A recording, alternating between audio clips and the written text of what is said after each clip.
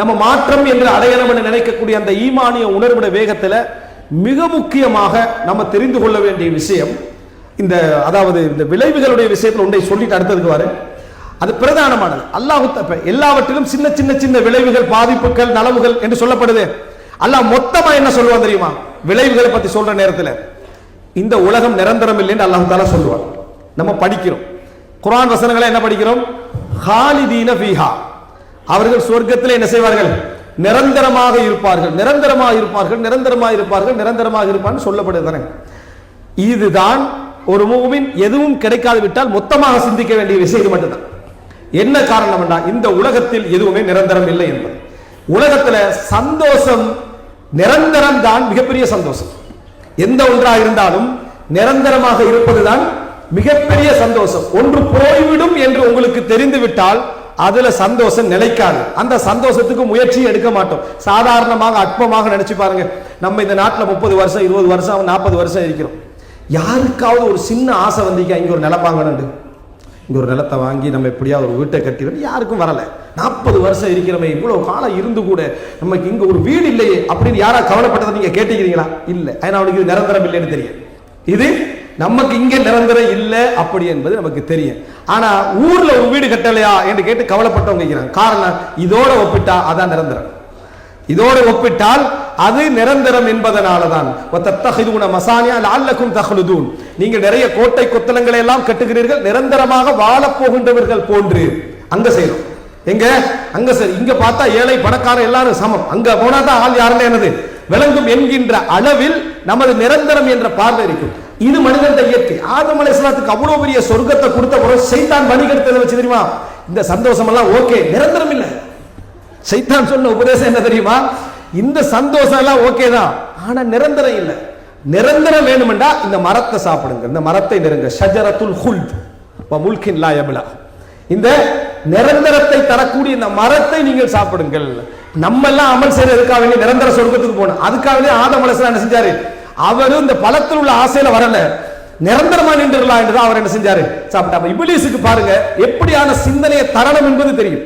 நிரந்தரம் என்கின்ற அந்த ஒரு உணர்வை கொடுத்து தான் இப்லீஸ் பல இடங்கள்ல வழிகெடுப்பான்.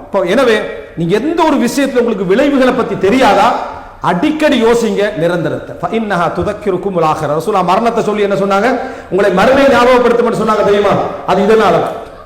எனவே அன்புள்ள சகோதரர், விளைவுகள் எதை பத்தி தெரியாது விட்டால் இந்த எல்லா விஷயத்திலும் நிரந்தரம் என்ற வார்த்தை அல்லாஹ் தஆலா ஏன் சொல்லுகிறான்? சொர்க்கத்துக்குள்ள நுழைஞ்சிட்டீங்கன்னா சந்தோஷத்தை அனுபவிக்கிற நேரத்தில் மனதுக்குள்ள வரக்கூடிய நிம்மதி என்ன தெரியுமா? இந்த சந்தோஷம் நிரந்தரமானது, போகாது.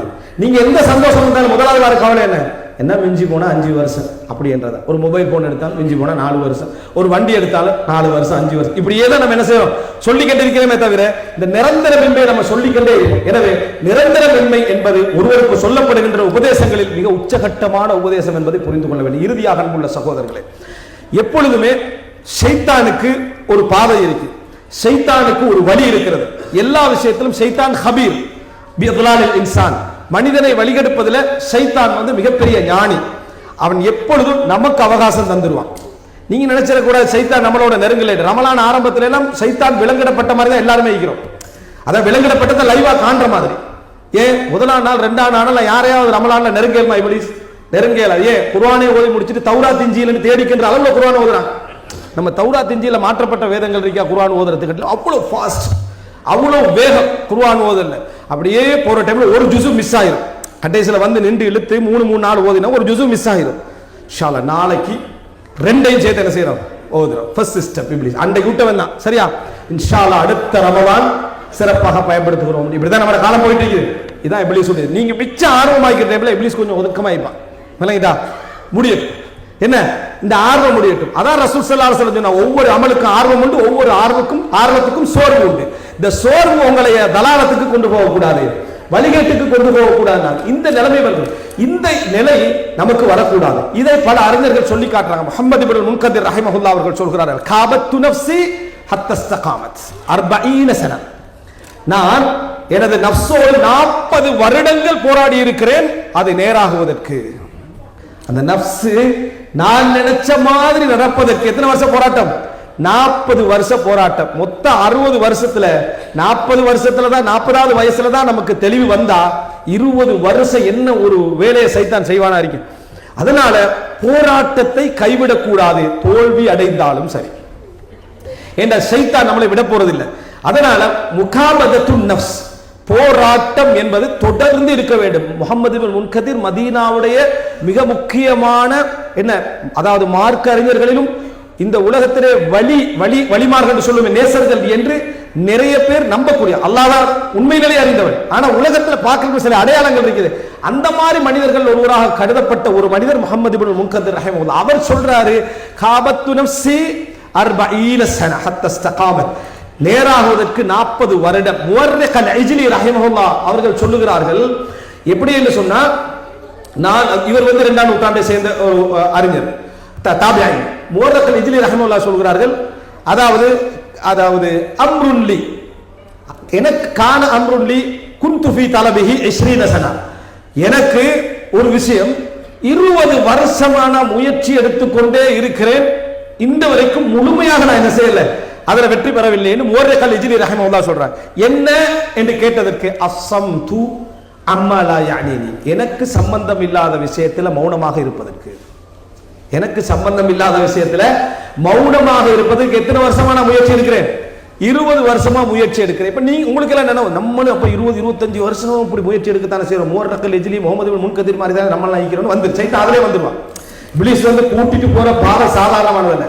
டக் டக்குன்னு எந்த இடத்துல ஏத்தனமே எதிரி போய்கிட்டே இருப்பான். சரியா? முவர்ரிக் அல்-இஜ்லி ரஹிமஹுல்லாஹ் மாதிரி தான் நம்மளும், முஹம்மது இப்னு முன்கதிர் மாதிரி நம்ம இல்ல, நம்ம கொஞ்சம் தான் முயற்சி எடுத்துப்போம். அது போற லிஸ்ட்ல வருஷம் ஞாபகம் இருக்கும். எப்படி லிஸ்ட்ல வருஷம் ஞாபகம் இருக்குமே தவிர முயற்சி தேடி எடுத்திருப்போமான்னு கேட்டா இல்லை. இந்த முயற்சி அவர் தொடர்ந்து எடுத்துக்கொண்டே இருக்கிறார். நான் தோல்வி அடைந்து கொண்டே வருகிறேன் என்று சொல்றேன். இமாம் இப்னு ஹஸம் ரஹிமஹுல்லாஹ் அவர்கள் சொல்கிறார்கள், என்னிடத்துல நான் நிறைய பலகீனங்களை கண்டேன், என்னிடத்துல நிறைய பலகீனங்கள், அதுல ஒன்று சொன்னால் கத்ரத்து துஆப, நிறைய நகைச்சுவை செய்வேன், நிறைய என்ன செய்வேன், நகைச்சுவையாக நடந்து கொள்வேன். அது பலரை பாதிக்கும். இந்த நகைச்சுவையை இல்லாம இமாம் இப்னு ஹஸம் ரஹிமஹுல்லாஹ் அறிவு கடல், ஸ்பெயினிலே பிறந்த மிகப்பெரிய அறிஞர்கள் ஒருவர். இவர் தன்னை மாற்றிக்கொள்வதற்கு எடுத்த முயற்சியில நான் வெற்றி பெற்றேன் கொஞ்சம் தான்றார். எதுல வெற்றி பெற்றேன்டா, அடுத்தவரை பாதிப்படையக்கூடிய நகைச்சுவை செய்யாம நான் என்ன செஞ்சேன், வெற்றி பெற்றேன். ஆனா பல நேரங்கள்ல நஃப்ஸ் நீ பணிவானவனாக இருக்கணும்டா, நகைச்சுவை செஞ்சுதான் ஆகணும் என்று அப்படி கொஞ்சம் என்ன செய்யறேன், வழிபட்டு கொண்டிருக்கிறேன் என்று இமாம் இப்னு ஹஸம் ரஹிமஹுல்லாஹ் சொல்கிறார்கள். அப்படி என்றால் அன்புள்ள சகோதரர்களே, போராட்டத்தை இறுதி வரைக்கும் விடக்கூடாது. ஏன்னா அல்லாஹ்வுடைய ரஹ்மத் நம்மகிட்ட இருக்கு. அல்லாஹ்வுடைய ரஹ்மத் நம்மளை தேடி வந்து கொண்டே இருக்கும். ஷைத்தான் வழிகெடுக்க நமது போராட்ட பயணம் தொடர்ந்து கொண்டே இருக்க வேண்டும். பலகீனமாக போகக்கூடிய நமது உள்ளத்திலே உள்ள போராட்டத்தை அல்லாஹ் பார்த்தால் போதுமானது. நம்ம வீழ்ச்சி அடைகிறோம், போகிறோம், வீழ்ச்சி அடைகிறோம் என்பது ஷைத்தானுடைய உபதேசத்துக்கு போய்விடக் கூடாது. சில நேரங்களில் ஷைத்தான் மலக்குமார் வடிவத்தில் நசீஹத் பண்ணுவான். எப்படி பண்ணுவான், நீ தௌபாவும் செய்கிறாய், திருந்தவும் செய்கிறாய், தௌபாவும் செய்கிறாய், திருந்தவும் செய்கிறாய். எவ்வளவு நாளைக்கு இப்படி அல்லாஹ்வை கேவலப்படுத்துறது? எப்படி உபதேசம்? அதாவது என்ன, பாவமும் செய்கிறாய், தௌபாவும் செய்கிறாய், எத்தனை நாளைக்கு அல்லாஹ்வை கேவலப்படுத்துற? இப்படி ஒன்றில் பாவத்தை செய் அல்லது தௌபாவை செய், அல்லது பாவத்தை விடு தௌபா, ரெண்டுல ஒன்று செய். மாதிரி அல்லாஹ்வை கண்ணியம் கொடு. சரி, நம்ம தௌபா சென்டரை விட்டுருவோம், பள்ளியை விட்டுருவோம், குர்ஆனை நம்ம முதலாவது முழுசா திருந்துவோம், முழுசா திரும்பிட்டு தௌபா செய்வோம்னு நினைப்பாரு. இப்ப எதை விட்டார் அவரு? பாவத்தை விடல, தௌபாவை விட்டுட்டார். நீங்க என்ன செய்யணும்டா, தௌபா, பாவத்தை விட்டு தௌபா செய்ய போராட வேண்டும். முடியாது விட்டால் தௌபாவை என்ன செய்யக்கூடாது, விடக்கூடாது. இமாம் ஹஸனுல் பஸரி ரஹிமஹுல்லாஹ் அவர்கள் சொல்கிறார்கள், வமா கான அல்லாஹு லியுஅதிபஹும் வ அன்த ஃபீஹிம் வமா கான அல்லாஹு முஅதிபஹும் வ ஹும் யஸ்தக்ஃபிரூன். அவர்கள் இஸ்திக்ஃபார் செய்யும் காலமெல்லாம் அல்லாஹ் அவர்களை தண்டிக்க மாட்டான். அல்லாஹ் தஆலா ஒருவருக்கு தௌபாவை கொடுத்து கொண்டே இருக்கிறான் என்றால் அவர் தண்டிக்கப்படக்கூடாது, பாவ மன்னிப்பு தேட வேண்டும் என்ற இரக்கத்தால் அல்லாஹ் கொடுக்கிறான். அதனால தௌபாவை நீங்கள் என்ன செய்து விட வேண்டாம், விட்டு விட வேண்டாம் என்றதுல உபதேசம் செய்கிறார். எனவே அன்புள்ள இறுதி வரைக்கும் போராடி கொண்டே இருக்க வேண்டும். உங்களுக்கு ஏதோ ஒரு நன்மை நாளை மறுமையில உங்களை என்ன செஞ்சிடலாம், உயர்த்தி விடலாம். வலா தஹ்கிரன்ன மினல் மஅரூஃபி ஷைஆ, நல்லதுல எந்த ஒன்றை கூட நம்ம என்ன செய்து விடக்கூடாது, விட்டு விடக்கூடாது. போராடி கொண்டே இருக்க வேண்டும், போராட்டம் கொடுத்து கொண்டே இருக்க வேண்டும். இறுதி நிலையில் அல்லாஹ்வுடைய ரஹ்மத் ஒரு இடத்துல நம்மளை என்ன செஞ்சிடும், அடைந்துவிடும். ஒரு மிகப்பெரிய மாற்றத்தை நம்ம என்ன செய்வதற்கு அடைவதற்கு அது வழியாக இருக்கும். போராட்டத்தை கடைசி நிமிஷம் வரைக்கும் விடாமல் நம்ம இருந்து கொண்டோ இருந்தோம். அதற்கு மேலாக நம்மளை சுத்தப்படுத்திக் கொள்ளாமலும் இருக்க வேண்டும். நம்ம தூய்மையான சுத்தப்படுத்திக் கொள்ளாமலும் இருக்க வேண்டும். இப்படி இருந்தோம் என்றால் அல்லாஹு தஆலா அற்புதமானவன். அல்லாஹ் நமக்கு செய்யக்கூடிய அதாவது உதவிகள் அற்புதமானது. ஒரு விஷயத்தை ஒரு அறிஞர் சொல்லக்கூடிய வார்த்தை சொல்லி முடிக்கிறேன். நம்ம ஏழையாக இருக்கிற நேரத்தில் ஹலாலான தொழிலை எங்களுக்கு வழிகாட்டி பொருளாதாரத்தை எமக்கு அள்ளி தந்து எமது கையிலே அந்த பொருளாதாரத்தை தவள செய்து அனுபவிக்க செய்து தன்னிடத்தில் கேட்ட பிரார்த்தனை செய்த ஒருவனை உன் வீட்டு வாசலுக்கு முன்னால் வர வைத்து அவனுக்கு பொருளாதாரத்திலே தர்மம் செய்கின்ற உணர்வையும் உனக்கு தந்து நீ அந்த பொருளாதாரத்தை அவனுக்கு கொடுக்கவும் வைத்து விட்டு அல்லாஹ் ரப்புல் ஆலமீன் உன்னிடமிருந்து அதை கபூலும் செய்கிறானே, அவன் மிகச் சிறந்தவன். அவன் மிகச் சிறந்தவன். அப்படிப்பட்ட ரப்புல் ஆலமீனுடைய பாதையில நம்ம இருக்கிற நேரத்தில், அல்லாஹ்வுடைய ரஹ்மத்துடைய நம்பிக்கையில நம்ம இருக்கிற நேரத்தில் தோல்வியில் என்றைக்கும் துவண்டு விடக்கூடாது.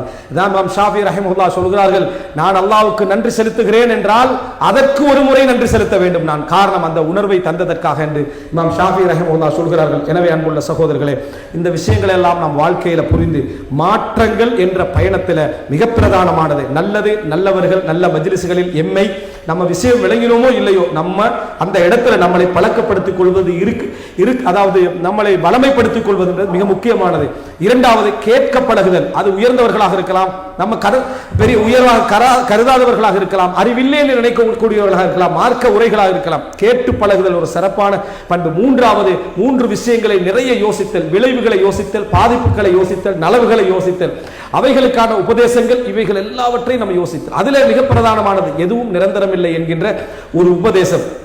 நான்காவது அன்புள்ள சகோதரர்களே, தொடர் போராட்டம். எப்பொழுதுமே எல்லா விஷயத்திலுமே நம்ம மிகப்பெரிய முயற்சி எடுத்துக் கொண்டிருப்பது, போராடி கொண்டிருப்பது, அந்த வழியிலேயே நம்ம பயணித்துக் கொண்டிருப்பது என்பது நம்மை ஒரு நாள் நம்முடைய மாற்றத்துக்கான வழிகளை அதை என்ன செய்யும், உருவாக்கும். அல்லாஹ் ரப்புல் ஆலமீன் நம் அனைவருக்கும் சிறப்பான உள்ளுணர்வை தந்து நல்ல விஷயங்களை கேட்க செய்து மாற்றத்தை நோக்கி பயணிக்க செய்து நிலைக்க செய்கின்ற அந்த வாழ்வை, அந்த ஈமானிய உணர்வை, அந்த பயணத்தை அல்லாஹு தஆலா எம் அனைவருக்கும் தந்தருள் பாலிப்பானாக. எப்பொழுதுமே அல்லாஹும்ம தப்பித் கல்பி அலா தீனிக், யா அல்லாஹ் உனது மார்க்கத்திலே என்னை உறுதி உறச் செய்கின்ற துஆவையும், ரப்பனா லா துஸிக் குலூபனா பஅத இத் ஹதைதனா, நேர்வழி காட்டி விட்டால் என்னை வழிதவறச் செய்து விடாதே என்ற துஆவையும் அடிக்கடி கேட்கக்கூடிய மக்களாக அல்லாஹ் ரப்புல் ஆலமீன் என்னையும் உங்களையும் ஆக்கியருள் புரிவானாக. ஹாதா மா இந்தி வல் இல்மு இன்தல்லாஹி வ அகூலு கௌலி ஹாதா வ அஸ்தக்ஃபிருல்லாஹி.